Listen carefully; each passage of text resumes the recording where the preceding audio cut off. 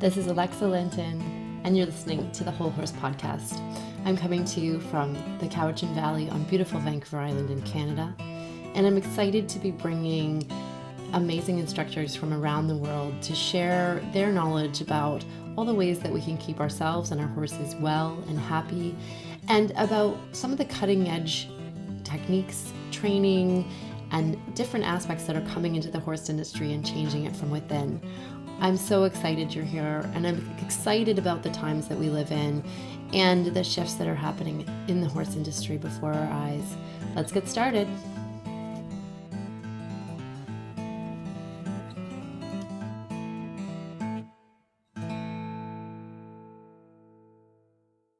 Hi, everyone. It's Alexa Linton, and you're on the Whole Horse Podcast. Today on the podcast, I am very excited and honored to be joined by one of the co-founders of SheHerdPower and the founder, I think, of Somatic Riding and many other things. She's involved in so many ways in horses and creating a bridge between, essentially classical horsemanship or what we know as horsemanship and something more. That's what we're going to talk about today. So I'm very excited to have you here, Cass. Thank you for joining us today. Yeah, I'm really excited to chat with you as well. Yes. Awesome. So will you tell us a little bit more about you? And Cass and I had a little chance to chat the other day, and I was blown away by her, very varied background with horses. So share a little bit about how you got to, where you are today and passion. Yeah. So really, horses have been very informative all through my life. And I feel that in many ways they're kind of what saved me or kept me grounded and sane and, in the kind of craziness of life, even when I was at a young age. And I think what I really remember and what I think back to is just the freedom and the passion and the limitlessness of being with horses in that very, very fresh way that was not about the riding lessons or, any of those things that kind of just became something that the adults put on to, everything that you obviously, you want to ride well and you want to be competitive and all of those things. But I think that what I'm enjoying sharing and coming back to is that essence of why we, or certainly I, got attracted to horses in the first place. And, I think, I've spanned all the way across, as you said, classical, traditional horsemanship through working in hunting yards when I was very young, and being a groom to the Heathrop hunt and working with the Beaufort hunt. And, I know that I had something that was different with the horses, but at the time I was really unsure about how to, I had no awareness really of what that was, but I know that, horses that were disturbed or difficult, in parentheses, we ended up getting a lot calmer and just being more connected. And so cut to, I, spent a lot of time actually working without horses in the film industry. And I had 3 sons. And somehow, as they started to grow up, I got really interested in communication models. And it was specifically because, I have young kids and, communication became a really big thing, and self-reflection. And at the same time, I was very honored to meet a jockey from the bareback race. It's called El Palio in Siena in Italy. Wow. And he was a champion match racer. And I spent probably about 2 or 3 years working with Roberto Pless. And really discovered that it was for me a personal development piece. So it was taking away, the tools of the saddle and the bit, and a lot of the time, he would lead me on a rope through the forest, and it was about just trusting my body, relaxing my body, and just feeling. And this is where I kind of want to bring in the word somatic, because what I experienced was something that was distinct from the mind, purely in the body. Good morning, guys. Barking. Yes, saying yes, somatic in the body. His bark is one of those ones that you're like, I feel it in my cells. Riley, dude, interrupting. Go on. Oh God. So wolfhound, coonhound bark. So. Yes, yeah, it's beautiful. Yeah. So deep. Riley, go on your bed, please. On your bed. He's like, I don't have to listen to you. Okay, pause for 1 second. Riley, dude, I'm doing a podcast.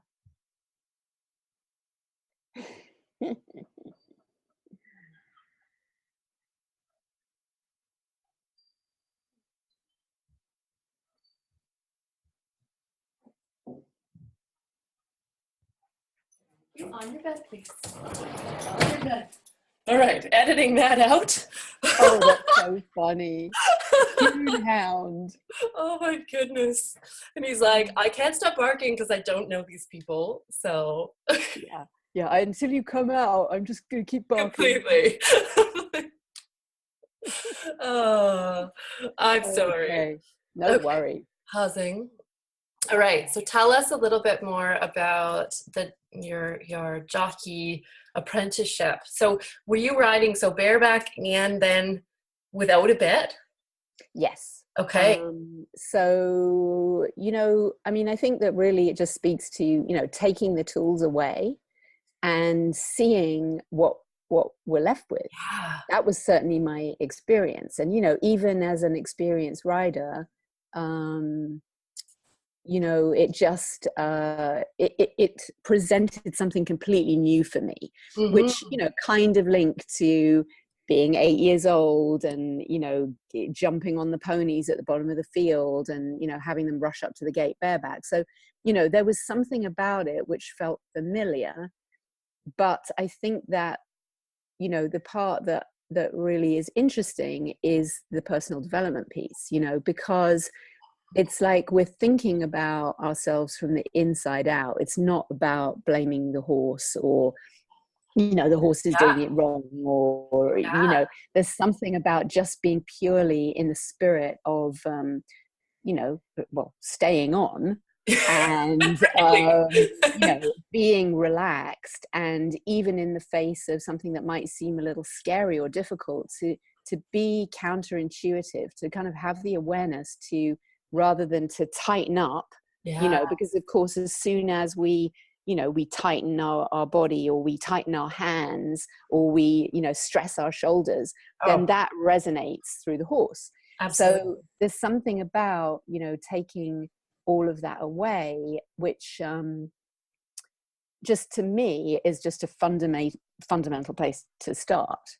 Yes. And, it's about trust and it's about control. And, it's who's in control, there's so many aspects to it. So I think that's where I started from. And that's what really interested me in, discovering so much about myself through that process. And then just gaining such a deeper understanding of the nature of being with horses. Well, I mean, just even the control piece. I mean, you see it in the horse industry where it's like, how many gadgets can I add in to make my horse, do these things, or in many ways, if we really got down to the brass tacks, to make myself feel safe, And then, slowly but surely kind of removing all of those and seeing what's left there, Yes. So Yeah. how did you, I mean, at this point you're a mom, I think. Are you a mom yet? I was. So I was. there's more at stake, it's not like being an 8-year-old necessarily and being like, I'm invulnerable, Yes. right? Yeah. So what, I guess I'm so curious about what the tools were that helped you to start to release the grip of that need to control. Yeah, I mean, it's a really good question, and that is really where the somatic riding kind of sprang from. And I suppose that ultimately it is about safety, but it's a different form of safety. So once there's more of an understanding about how horses actually interact with each other and what their expectation is, then there's a lot of groundwork to be done, and it's not traditional groundwork. We're not putting a horse in a round pen or anything like that, but there's something about being able to really intuitively work with the horse and know that they're picking up on your intuition and your thought process, and also the body, just really coming back to your breath. Really simple things.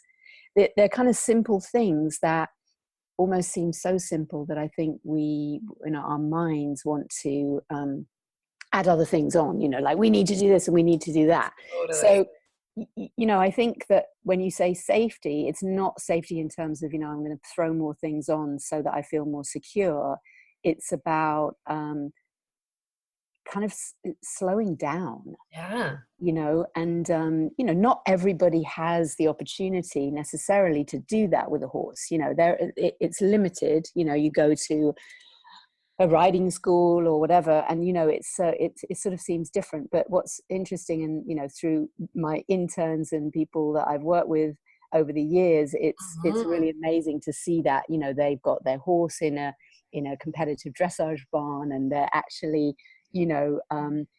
really standing out because they're not working with their horses in that way, and how just kind of sticking with that inner belief of how you want to do it, and doing it differently. And more times than not, I've heard that eventually people are coming and saying, what exactly is it that you're doing? Because the horses actually seem a lot more happy and a lot more free. Yeah. And, I'm kind of jumping around a little bit here, but that, I think, became something really important to me. And just, I don't know if you want me to kind of talk a little bit about that part, that the kind of happiness of the horse. Yeah, I would love that, because I think, that sense, I heard you say earlier, and I think it's so pertinent, that it's about understanding the nature of the horse and understanding how they work together, and I think that's oftentimes when we do go into a schooling program, or, I know for myself, I went into a traditional schooling program, that's left out. I never got to see horses interact in a herd. I didn't know how they did things, naturally. And so there was, I just kind of went with what I was told. So I'd love to hear more around that as well, of like, how does knowing our horses create both safety for us and a sense of freedom for them? Yeah. Oh, well, I mean, that's just such a beautiful way to put it, because ultimately that would be, the perfect thing. And I think just a little bit of background to give it, make it some sense of it. But I've been running equine therapy programs for, a huge, wide demographic of clients. And, we were very, very busy. So we had a team of, 6 to 9 horses, and a very, very busy program. And I was actually getting, a little bit burnt out myself, to quite honest. And I had the opportunity to take a little time off, you know, maybe 3 weeks or 4 weeks. And when I walked back in with this sort of fresh perspective, I was like, oh my God, these horses are done. Yeah. I mean, these horses that I've been working with for years, and really, it was very low impact in terms of they're not, you know, they're being ridden in a somatic riding program, you know, not regularly, but actually being with people who a lot of the time didn't know, or most of the time didn't know what they were doing. You know, they're not expected to. They're people in therapy or in personal development programs. They're unclear. They haven't really got a huge sense of themselves in that environment, and they have conflicting thoughts and, you know, feelings coming. And it really, I could see the impact it had on the horses. And suddenly it became really important to me to shift the programs with the well-being of the horses in mind, because there's no good, you know, why would we want to be subjugating?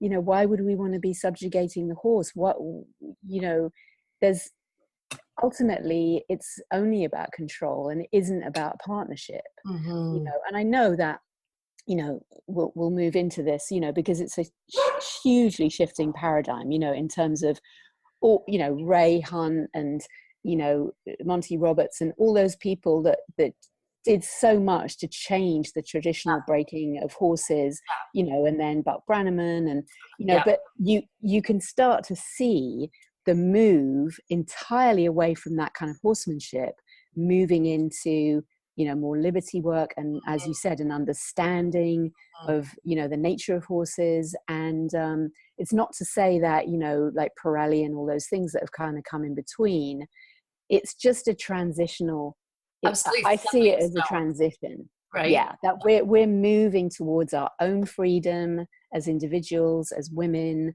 You know, we're moving into our own self-expression. We're not so frightened of our freedom. And I think that it's just really interesting that there isn't a formula. Like in any relationship, you know, there's really no formula. You know, we get to kind of really, you know, with, you know, safely with this understanding of horses, you get to experience yourself in your own majesty and experience the horse in their majesty and in their freedom. And it's not scary to allow them to actually fully express themselves, if you know how to take care of yourself too. So, you know, that's the sort of underlying teaching is, you know, focusing on ourselves and how we are somatically in our body, going through some, you know, exercises and activities that kind of give us that real sense of self, an embodied sense of self, watching the herd and how they interact and claim space with each other. And, you know, just this, there's no, it's just so clear and direct.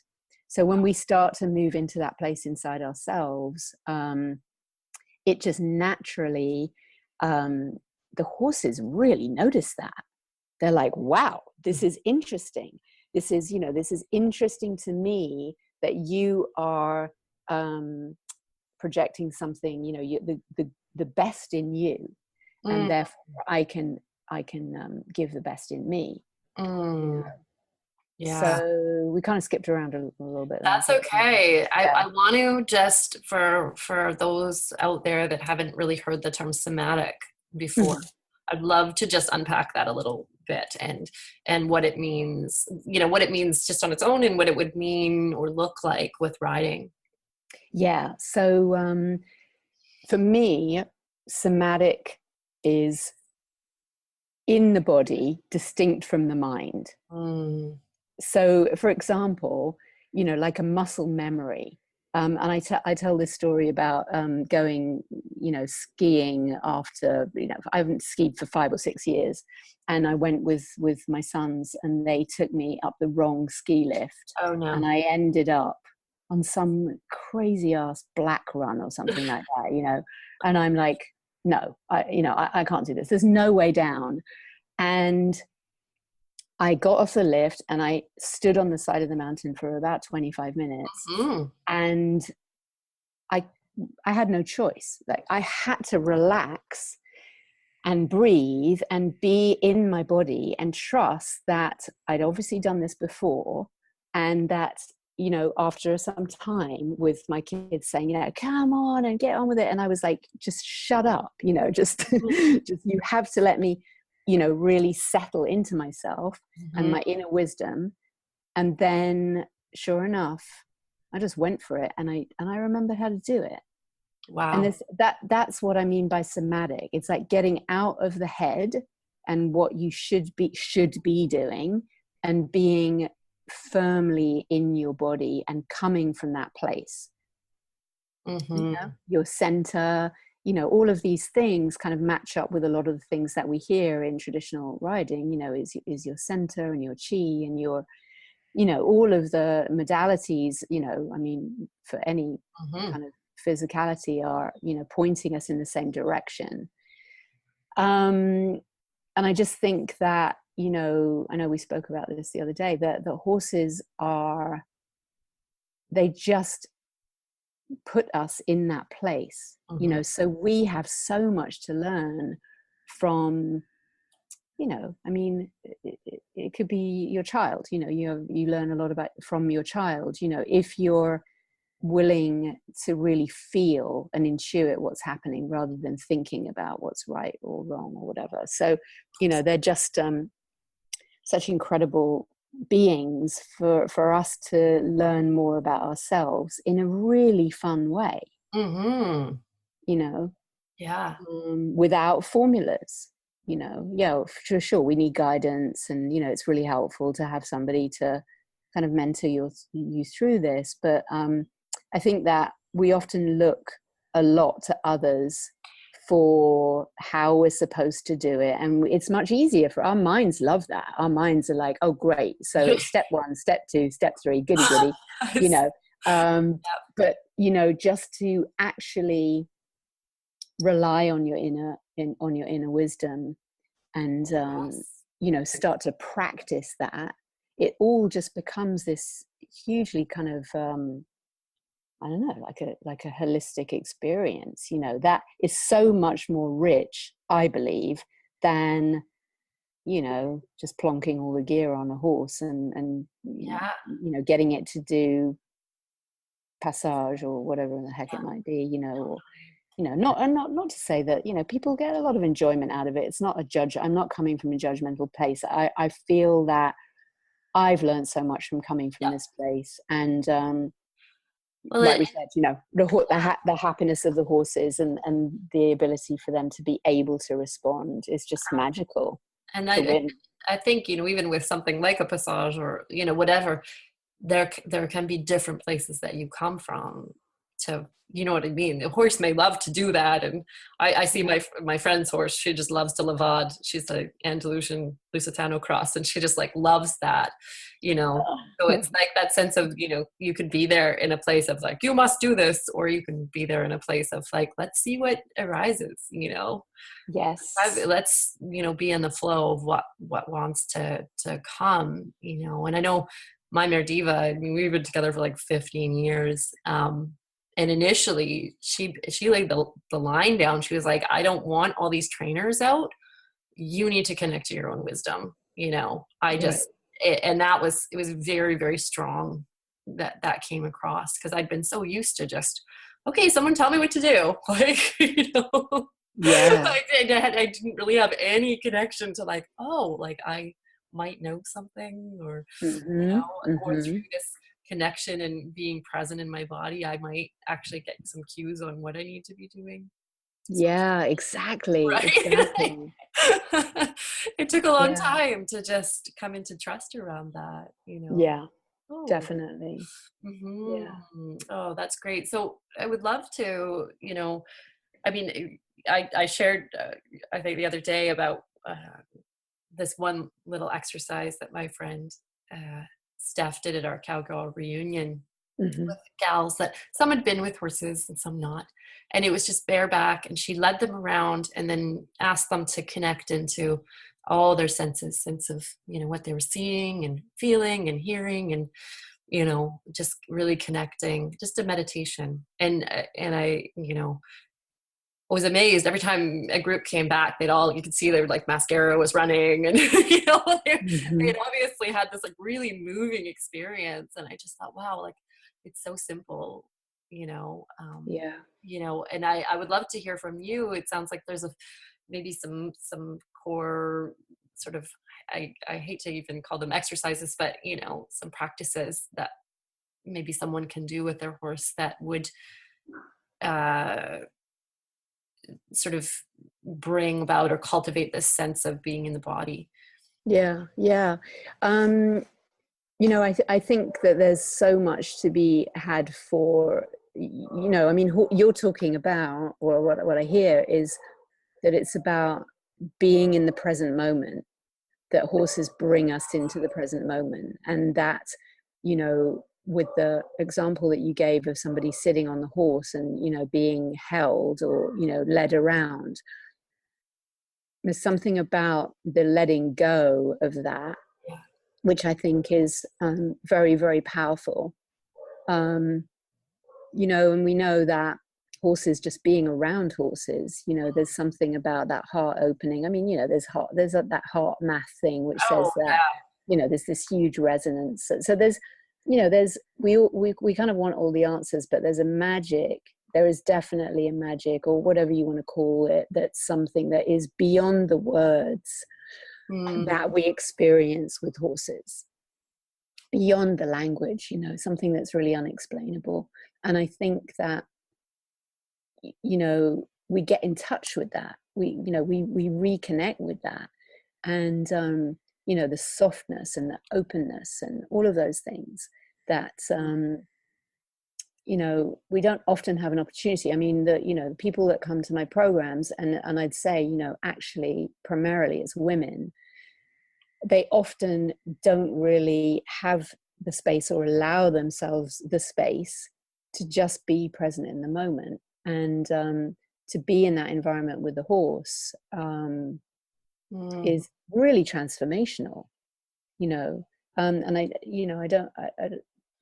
I think that the importance of that presence in the moment sounds so simple. We hear it all the time. Oh gosh, don't we? But, you know, to really be there, it's like you have time for your inner wisdom to rise from that place, and things change, you know. So, you know, without going into sort of like, oh, you know, this exercise or that exercise, I think that just the practice of being with your horse is huge.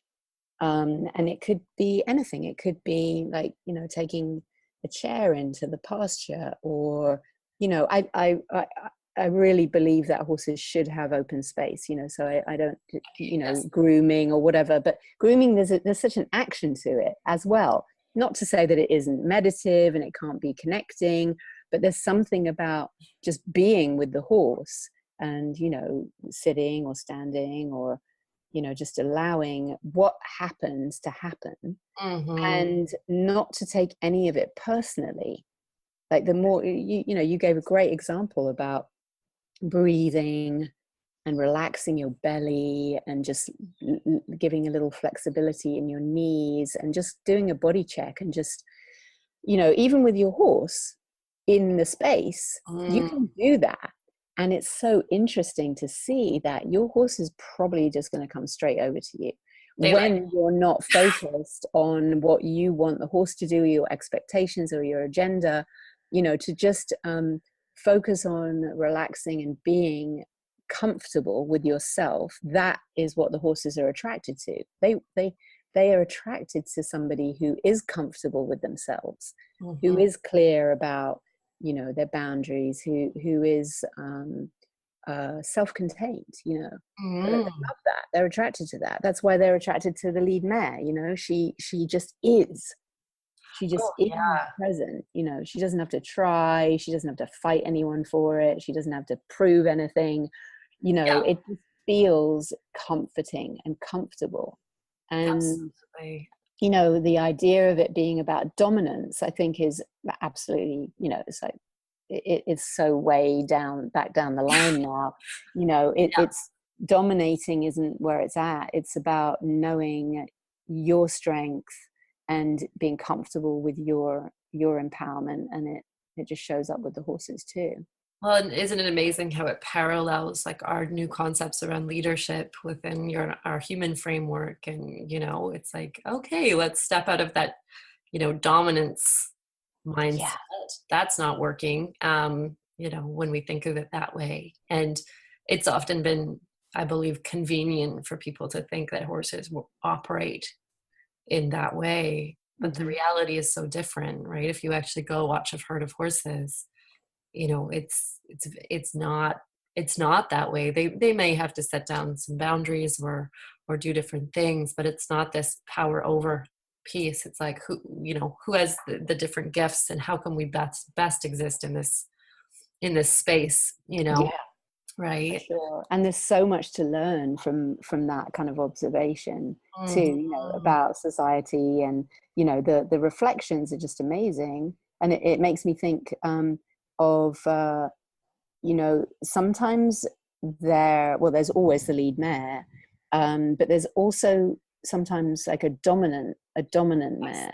Yes. And what is interesting, and I you know, may have read this or watched this, you know, in a documentary or something like that, but I remember really distinctly about the dominant mare going down to the waterhole and none of the horses coming to the waterhole while she was there. Right. And when she moved away and the lead mare came down, everybody joined her. Mm-hmm. And I just thought it was so powerful for me at the time that, you know, she was this dominant mare was kind of making faces at everybody. I was going to say. Kind of, you know, doing the, you know, the sneaky eye. The mare face. Yeah. And this other mare, it was just like, wow, you know, this, you know, it's not, I want to say softness, but also it has a majesty about it. I was going to say, there's it's very strong. Deep strength. Yes. Yeah, deep strength. And, you know, for me, that is the powerful point that we can really learn, is that we all have that inside of us. And, you know, that's really what kind of comes into the fore with the somatic riding, is that there is a lot of focus on how we really are, you know, where we're coming from. Yeah. And it's completely transformational. You know, it's not like I'm asking anybody to do a certain thing for anything other than the sake of the horses. So then it just becomes incredibly relevant, you know, because you're like, okay, well, if I'm going to go out in that herd of 30 horses, I need to be with myself in a certain way. Absolutely. And it doesn't mean that you don't maybe take a rope if you don't feel confident, you know, just to literally be able to delineate your boundary or your space, you know, in a just a clear way, not aggressively or anything, just like, you know, this is my circle of space. Or, you know, just to start feeling what it's like to emulate and embody that space for yourself, you know. And then you can go and try it out on the, you know, going down to the farmer's market. I was going to say, going to Walmart. Or going to Walmart, or going on the Not that I go to Walmart, but yeah. And just, you know, getting to practice this sense of yourself in the world, which is really exciting. So, you know, that's why it's so cool, because it's, you know, yes, it's about horses, but also it's about who we are and who we want to become, you know. I mean, my mare's name is Diva. And it was really funny because when I first got her, I tried to change her name several times, but she wouldn't let me. So and it really became this exercise in learning these things that as women, I think we often lose along the way, or never really were, you know, we never uncovered, which were things like Diva is incredibly good at asking for what she needs. She knows exactly what she wants, you know, at any one time. She's very much like the lead mare. Like the way she holds herself, even her posture is very regal, you know. And yeah, and I always laugh because, initially I'm like, oh, this name, like, it's just too much. It's just too strong. And I was like, oh. It started slowly to dawn on me, like, I have some things to learn here. Yeah. Yes. So these horses as sort of our Yoda, I guess, in a way, learning, teaching us I believe that. how Yeah. to bring forward these pieces, of ourselves that maybe were buried or lost. Yeah. Mm, yeah. Yeah. Beautiful. Well, I'd love to chat with you now about, because you work a lot with women, and one of your programs is one of the ways that Anastasia and you and I connected was SheHerdPower. Yes. And I would love to, share a little bit more with all our listeners what that's all about. And Yes. Mhm. Well, SheHerdPower. I co-founded that with Beth Behrs, um, and we offer programs free of charge to women who've experienced sexual assault or abuse. It's a non-profit, a growing non-profit. And it's a really transformational weekend with horses. So where it kind of sprung from was that it actually sprung from the Somatic Riding Program, and it was the first stages of the Somatic Riding Program, which are about groundwork. So it's kind of speaking to exactly what we were saying, is that even though women weren't necessarily coming forward and saying, I've experienced, violence or crossing of boundaries or, anything like that, that wasn't what we were there for. We were there to learn about, being with horses. But it transpired that some women had experienced sexual assault, and the impact that program had, without even being specific about any of their personal life, was so tangible and so powerful that that's where it grew from. So Beth had been on that program and witnessed a huge transformation with somebody in particular, and we started to discuss bringing this specifically to women initially who'd experienced sexual assault on college campus, which is frighteningly huge. Yes. And so, without kind of veering too much off the horse aspect, the Me Too and everything that's come, and sprung from that.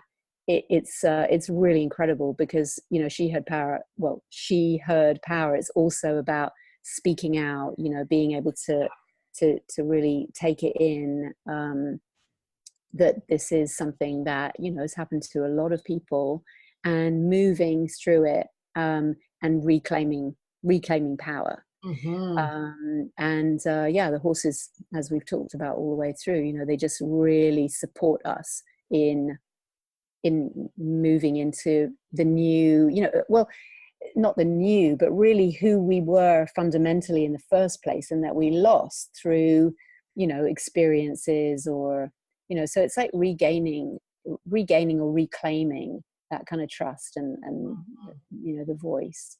So that's really what SheHerdPower is all about. Wow. Yeah. So for those out there, there's a website, I believe. There is, yeah, SheHerdPower.com. Okay. And currently we're actually working through some specific foundations. It's not a general open to the public program right now, where it's has worked to start working with a couple of organizations who are actually noted on the website. So people are coming through those foundations or those organizations to do the programs. Beautiful. But I mean, we have a vision of it being a national program, which I really hope will happen. Yes, me too. It's amazing work. Thank you. Yeah, thank you. Yeah. And, I really wanted to talk as well during this time together because, one of the things we'd started to open up around was this idea about really horses being a bridge. For a lot of us, myself included, I was, like I said earlier, trained into a very traditional style of horsemanship. And then, there was steps that I went through to kind of get myself to the other side, or, but I know, for you, this is work that you've been doing for a long time. I would love to hear kind of some of the pieces here that you work with to kind of bridge that gap between, traditional type horsemanship and this sense of becoming more self-aware and learning from our horses and really being in presence. And I know a little bit, but, Yeah. Let me just kind of see what comes forward about that. I think that somebody who's really interested in horses and wants to learn to ride, there's not it tends to be more traditional. Mm-hmm. That's just what comes forward. You go to a riding school, and then you're kind of in there. Once you go to a barn and you sign up, you're kind of at the the understanding of the trainer or the barn, and that's really where you end up being taken down that road.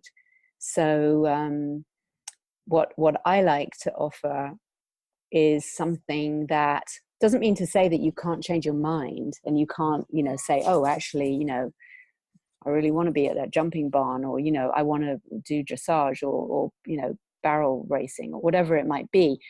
But I think that it just gives the opportunity for something that's coming from the ground up, mm-hmm.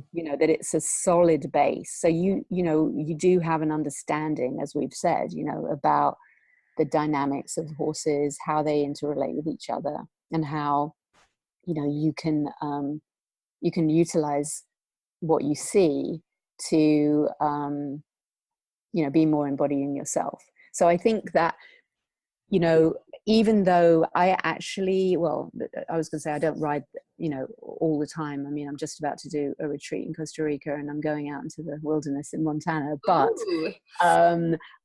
I tend to have very long periods of time where the agenda isn't to ride the horses, and I spend a lot of time with horses, and multiple horses. And I think that people's expectation is they want to ride.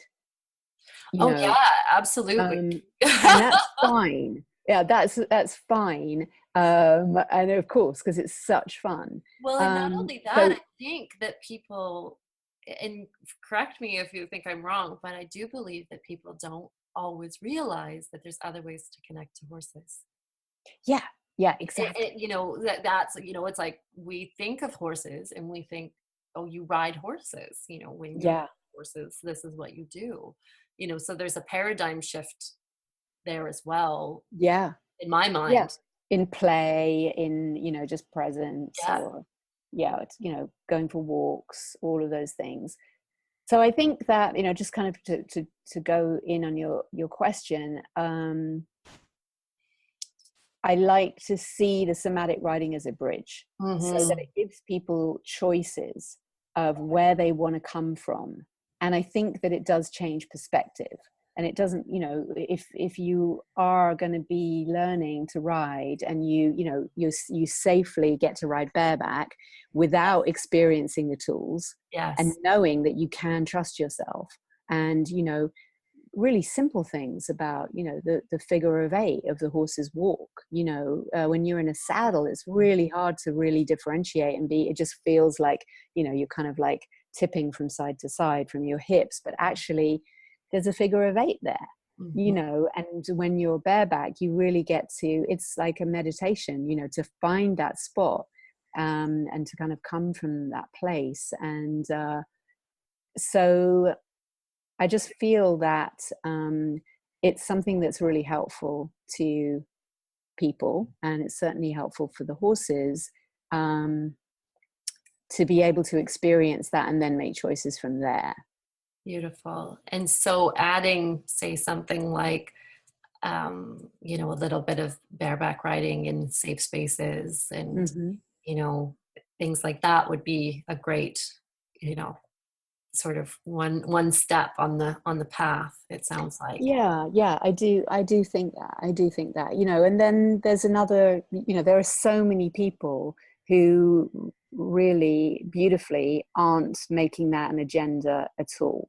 Yeah. And it's more about, you know, is this something that's going to be fun for the horses? You know, if it's fun for you and it's fun for the horse, then absolutely, you know, Mm. it feels great to be, you know, going out in the open and to be able to ride together or ride in a group. You know, of course, there's all these really beautiful, exciting things that we can work up to, you know, hopefully Mm. through a relationship, a partnership based experience with a horse, you know.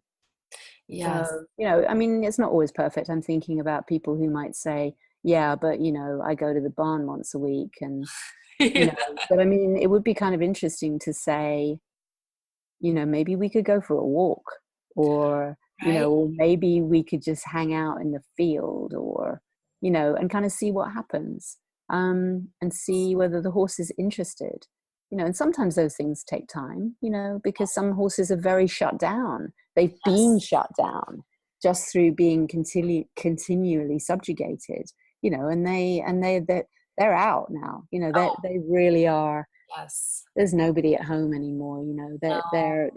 As we do, you know, with trauma, that, you know, comes disassociation, and that is what happens with a lot of horses. Yep.